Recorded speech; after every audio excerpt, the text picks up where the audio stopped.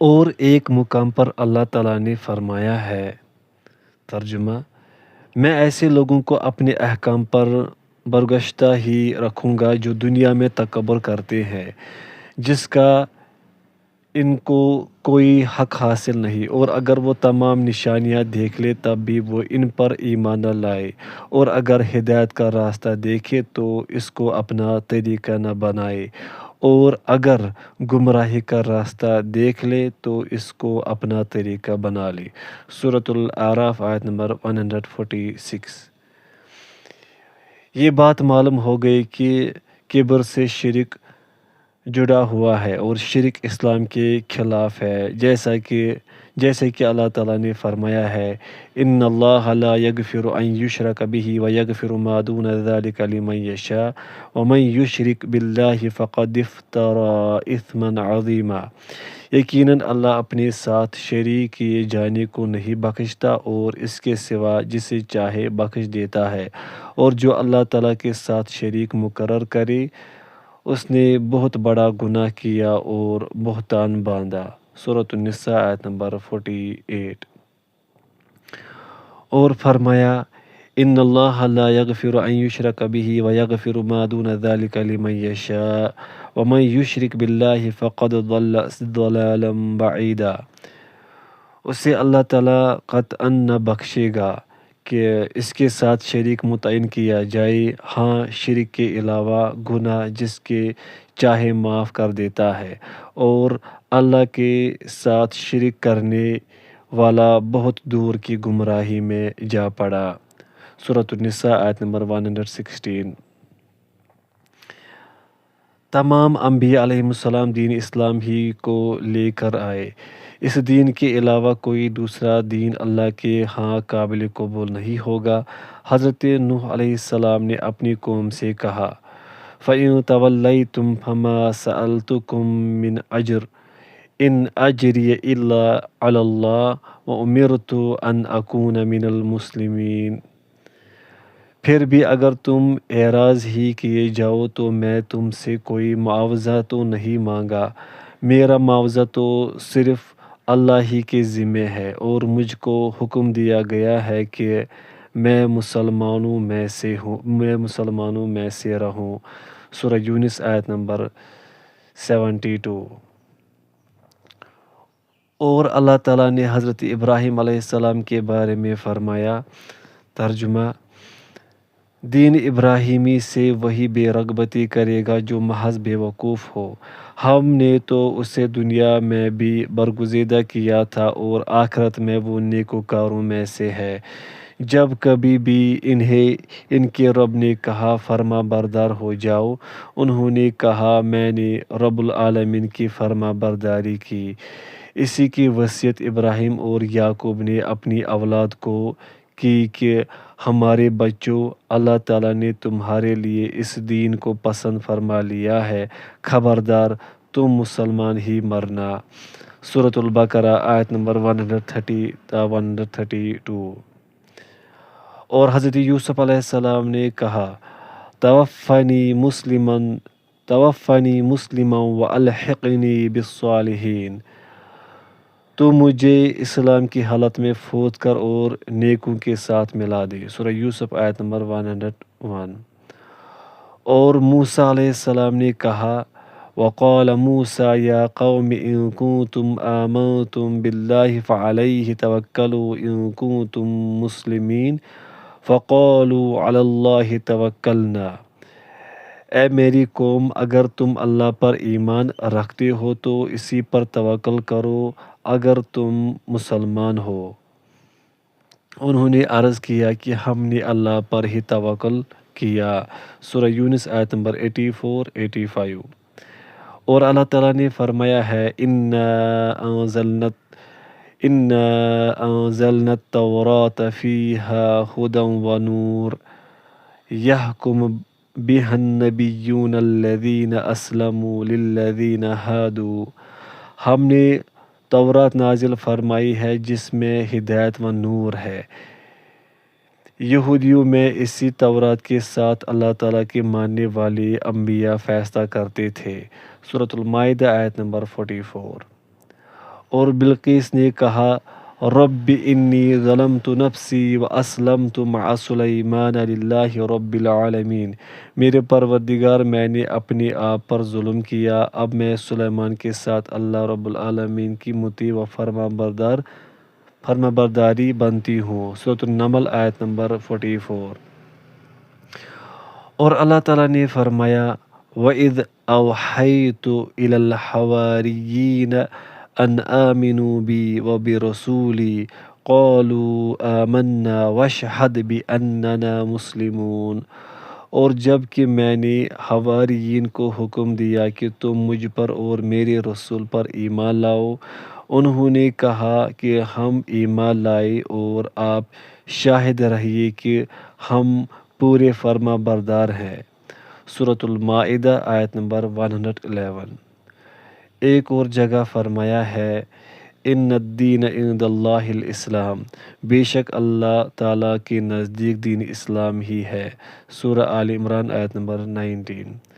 اور مزید فرمایا وَمَن يَبْتَغِ غَيْرَ الْإِسْلَامِ دِينًا فَلَن يُقْبَلَ مِنْهُ، جو شخص اسلام کے سوا اور دین تلاش کرے اس کا دین قبول نہ کیا جائے گا۔ سورہ آل عمران آیت نمبر 85۔ اور فرمایا ہے افغیر دین اللہ یبغون وَلَهُ أَسْلَمَ مَن فِي السَّمَاوَاتِ وَالْأَرْضِ طَوْعًا وَكَرْهًا، کیا وہ اللہ تعالیٰ کے دین کے سوا اور دین کی تلاش میں ہیں، حالانکہ تمام آسمانوں والے اور سب زمین والے اللہ تعالیٰ ہی کے فرما بردار ہیں، خوشی سے ہوں یا ناخوشی سے۔ سورہ آل عمران آیت نمبر 83۔ پوری کائنات اللہ ہی کے تابع ہے، وہی مالک ہے، وہی خالق ہے، وہی مدبر ہے، وہی حاکم بادشاہ ہے، کوئی چیز اس کی قضا و قدر سے باہر نہیں نکل سکتی، سب اس کے فرما بردار ہے، خوشی سے ہوں یا ناخوشی سے، اور اس کے علاوہ سب کھڑے ہوئے ارباب ہے جو اسی کے محتاج ہے اور مقہور و مجبور ہے، اللہ ہی اسباب پیدا کرنے والا ہے، مخلوق کے اندر بذات خود کسی خیر کو کرنے یا کسی شر کو ہٹانے کی طاقت نہیں، اللہ ہی کی ذات بے نیاز ہے، اس کا کوئی شریک و معاون نہیں، نہ ہی کوئی اس کا مقابلہ و معارض ہے۔ اللہ تعالیٰ نے فرمایا ہے ترجمہ، آپ ان سے کہیے کہ اچھا یہ تو بتاؤ جنہیں تم اللہ کے سوا پکارتے ہو، اگر اللہ تعالیٰ مجھے نقصان پہنچانا چاہے تو کیا یہ اس کے نقصان کو ہٹا سکتے ہیں، یا اگر اللہ تعالیٰ مجھ پر مہربانی کا ارادہ کرے تو کیا یہ اس کی مہربانی کو روک سکتے ہیں؟ آپ کہہ دیں کہ اللہ مجھے کافی ہے، توکل کرنے والے اسی پر توکل کرتے ہیں۔ سورۃ الزمر آیت نمبر 38۔ اور ارشاد فرمایا وَإِن يَمْسَسْكَ اللَّهُ بِضُرٍّ فَلَا كَاشِفَ لَهُ إِلَّا هُوَ وَإِن يَمْسَسْكَ بِخَيْرٍ فَهُوَ عَلَى كُلِّ شَيْءٍ قَدِيرٌ، اور اگر تجھے اللہ تعالیٰ کوئی تکلیف پہنچائے تو اس کو دور کرنے والا سوائے اللہ تعالیٰ کے اور کوئی نہیں، اور اگر تجھے اللہ تعالیٰ کوئی نفع پہنچائے تو کوئی اس کو روکنے والا نہیں، تو وہ ہر چیز پر پوری قدرت رکھنے والا ہے۔ سورۃ الانعام آیت نمبر 17۔ اور اللہ تعالیٰ نے حضرت ابراہیم علیہ السلام کے بارے میں فرمایا ترجمہ، آپ نے فرمایا اے میری قوم، بے شک میں تمہارے شرک سے بیزار ہوں، میں اپنا رخ اس کی طرف کرتا ہوں جس نے آسمانوں اور زمینوں کو پیدا کیا یکسو ہو کر، اور میں شرک کرنے والوں میں سے نہیں ہوں۔ اور ان سے ان کی قوم نے حجت کرنا شروع کیا تو آپ نے فرمایا کیا تم اللہ کے معاملے میں مجھ سے حجت کرتے ہو، حالانکہ اس نے مجھے طریقہ بتلا دیا ہے، اور میں ان چیزوں سے جن کو تم اللہ کے ساتھ شریک بناتے ہو نہیں ڈرتا ہوں مگر یہ کہ میرا پروردگار ہی کوئی امر چاہے، میرا پروردگار ہر چیز کو اپنے علم میں گھیرے ہوئے ہے، کیا تم پھر بھی خیال نہیں کرتے؟ اور میں ان چیزوں سے کیسے ڈروں جن کو تم نے شریک بنایا ہے، حالانکہ تم اس بات سے نہیں ڈرتے کہ تم نے اللہ کے ساتھ ایسی چیزوں کو شریک ٹھہرایا ہے جن پر اللہ تعالیٰ نے کوئی دلیل نازل نہیں فرمائی۔ سو ان دو جماعتوں میں سے امن کا زیادہ مستحق کون ہے؟ اگر تم خبر رکھتے ہو جو لوگ ایمان رکھتے ہیں اور اپنے ایمان کو شریک کے ساتھ مخلوط نہیں کرتے، ایسوں ہی کے لیے امن ہے اور وہی راہ راست پر چل رہے ہیں۔ سورۃ الانعام آیت نمبر 78 تا 82۔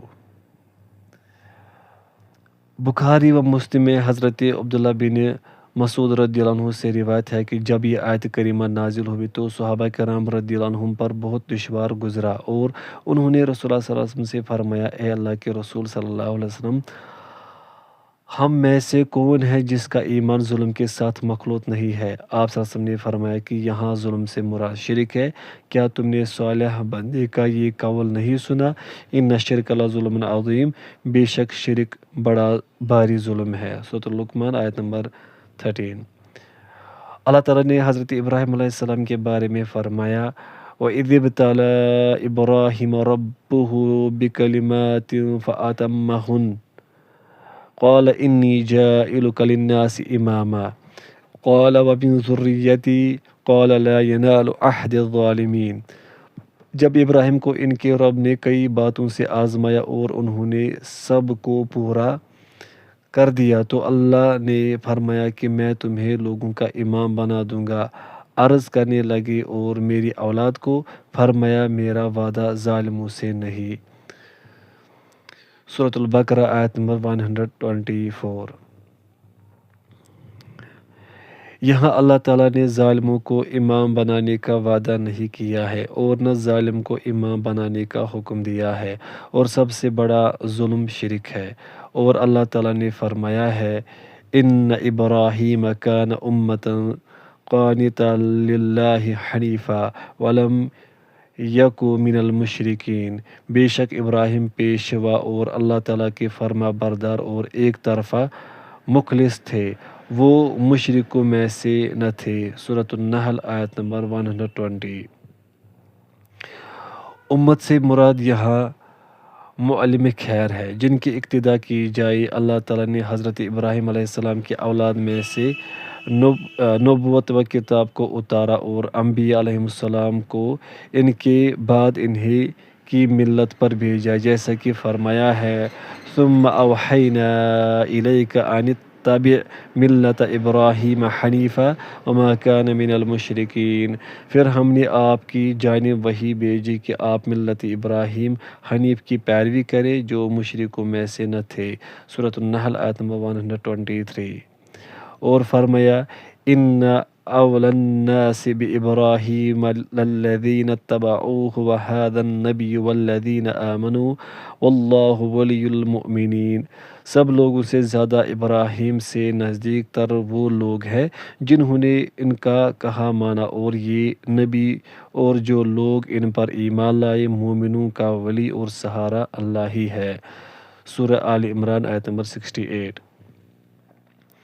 اور فرمایا، ما کان ابراہیم یہودیا ولا نصرانیا ولکن کان حنیفا مسلما وما کان من المشرکین۔ ابراہیم تو نہ یہودی تھے اور نہ نصرانی تھے، بلکہ وہ تو ایک طرفہ خالص مسلمان تھے، وہ مشرک بھی نہ تھے۔ سورہ آل عمران آیت نمبر 67۔ اور ارشاد فرمایا، ترجمہ، یہ کہتے ہیں کہ یہودی یا نصرانی بن جاؤ ہدایت پاؤ گے۔ تم کہو بلکہ صحیح راہ پر ملت ابراہیمی والے ہیں، اور ابراہیم خالص اللہ کے پرستار تھے اور مشرک نہ تھے۔ اے مسلمانوں، تم سب کہو کہ ہم اللہ پر ایمان لائے اور اس چیز پر بھی جو ہماری طرف اتاری گئی، اور جو چیز ابراہیم، اسماعیل، یعقوب اور ان کی اولاد پر اتاری گئی، اور جو کچھ اللہ کی جانب سے موسیٰ اور عیسیٰ اور دوسرے انبیاء دیے گئے، ہم ان سے کسی کے درمیان فرق نہیں کرتے، ہم اللہ کے فرما بردار ہیں۔ سورۃ البقرہ آیت نمبر 135 136۔ حضرت ابراہیم علیہ السلام اللہ کے دوست ہیں اور نبی کریم صلی اللہ علیہ وسلم کے بعد سارے انبیاء علیہم السلام سے افضل ہے۔ صحیح مسلم میں ہے کہ رسول اللہ صلی اللہ علیہ وسلم نے فرمایا ابراہیم مخلوق میں سب سے بہتر ہے۔ مقام خلط و محبت میں فرق۔ صحیح مسلم میں ہے کہ نبی کریم صلی اللہ علیہ وسلم نے فرمایا اللہ نے مجھے اپنا خلیل بنایا جیسے کہ حضرت ابراہیم علیہ السلام کو خلیل بنایا تھا، اور آپ صلی اللہ علیہ وسلم نے فرمایا اہل دنیا میں سے اگر میں کسی کو اپنا خلیل بناتا تو ابوبکر کو بناتا، لیکن میں اللہ کا خلیل ہوں۔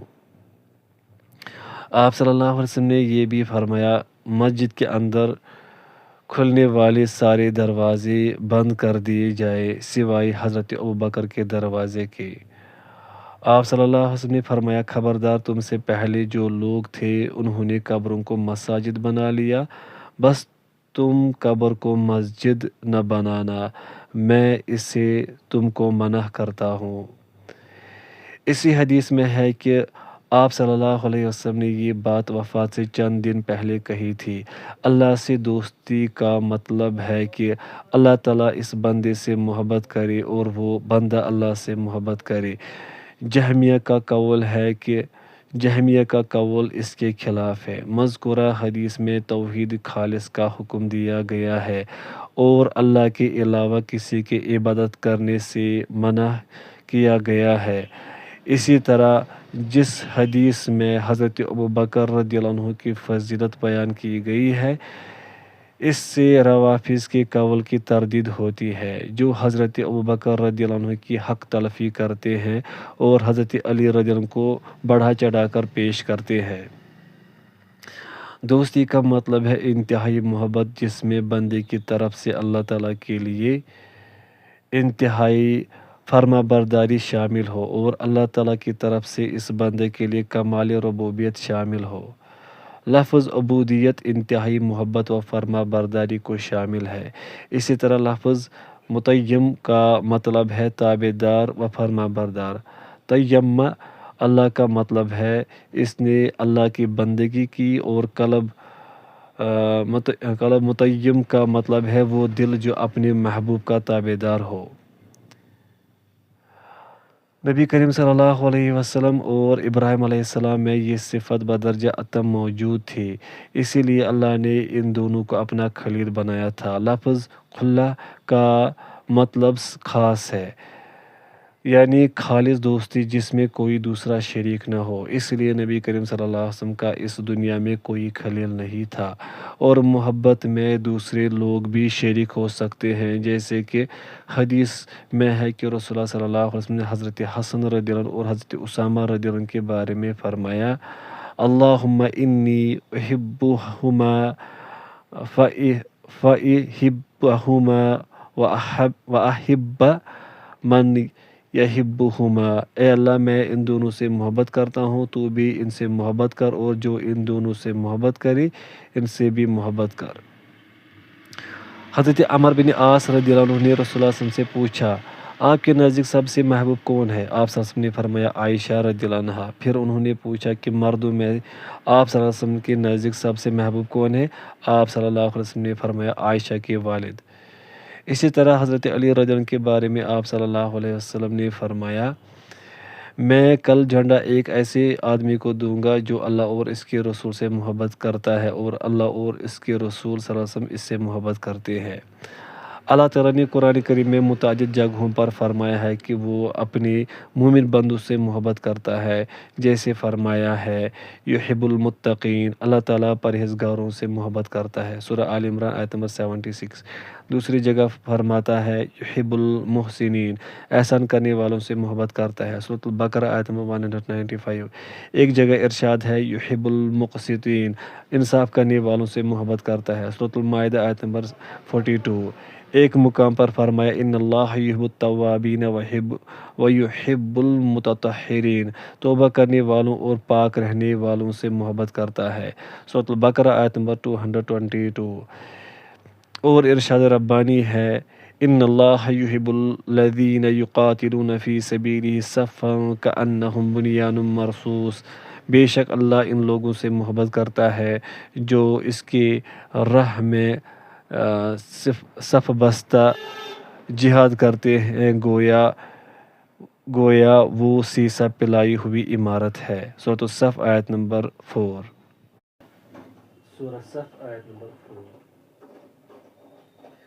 اور فرمایا فَسَوْفَ يَأْتِ اللَّهُ بِقَوْمٍ يُحِبُّهُمْ وَيُحِبُّونَهُ، تو اللہ تعالیٰ بہت جلد ایسی قوم لائے گا جو اللہ کو محبوب ہوگی اور وہ بھی اللہ سے محبت رکھتی ہوگی۔ سورۃ المائدہ آیت نمبر 54۔ مذکورہ بیان سے معلوم ہوا کہ لفظ خلا خاص ہے اور لفظ محبت عام ہے۔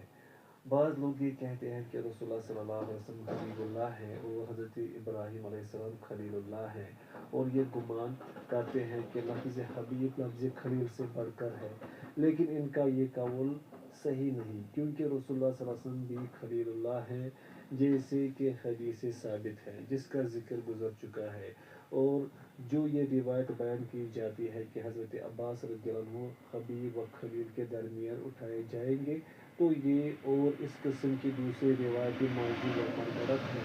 اللہ سے محبت کا مطلب ہے اللہ سے محبت اور اس چیز سے محبت جسے اللہ پسند کرے، جیسے کہ حدیث میں ہے 3 چیزیں جس میں ہوں گی وہ ایمان کا مزہ پائے گا، ایک یہ کہ اس کے نزدیک اللہ اور اس کے رسول صلی اللہ علیہ وسلم ساری چیزوں سے زیادہ محبوب ہوں، اور دوسرے یہ کہ وہ اللہ ہی کی خاطر کسی سے محبت کرے، اور تیسرے یہ کہ وہ کفر سے نجات پانے کے بعد کفر کی طرف لوٹنا ایسے ہی ناپسند کرے جیسے کہ آگ میں ڈالا جانا ناپسند کرتا ہے۔ کسی چیز کا مزہ اس سے محبت و رغبت پر موقوف ہے۔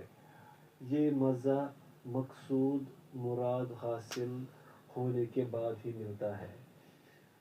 بعض صوفیہ کہتے ہیں کہ یہ مزہ صرف محبوب کے ادراک سے ملتا ہے، لیکن ان کا یہ قول درست نہیں، کیونکہ ادراک محبت اور لذت کے درمیان کی چیز ہے۔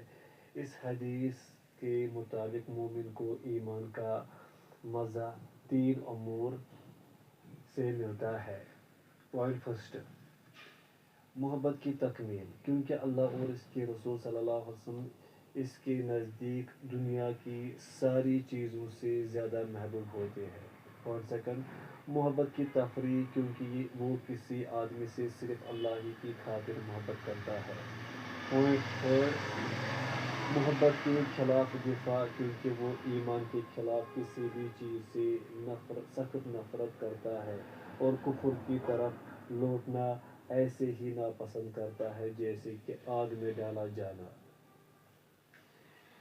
میرے کہنے کا مقصد یہ ہے کہ جب خلت اور محبت حاصل ہو گئی تبھی فرما برداری و تابعداری مکمل ہوگی، اور جو لوگ یہ سمجھتے ہیں کہ عبودیت کے لیے محبت و خلت شرط نہیں بلکہ جھکنا اور تابعداری کرنا کافی ہے، تو ان کا قول غلط ہے۔ علماء سلف میں سے بعض لوگوں کا کہنا ہے کہ جس نے صرف محبت کر کے اللہ کی عبادت کی وہ زندیق ہے، اور جس نے صرف رجا کر کے اس کی عبادت کی وہ مرجی ہے۔ مرجح وہ لوگ ہیں جو یہ سمجھتے ہیں کہ ایمان کے ساتھ گناہ نقصان نہیں پہنچائے گا، اور جس نے صرف خوف کھا کر اللہ کی عبادت کی وہ حروری ہے۔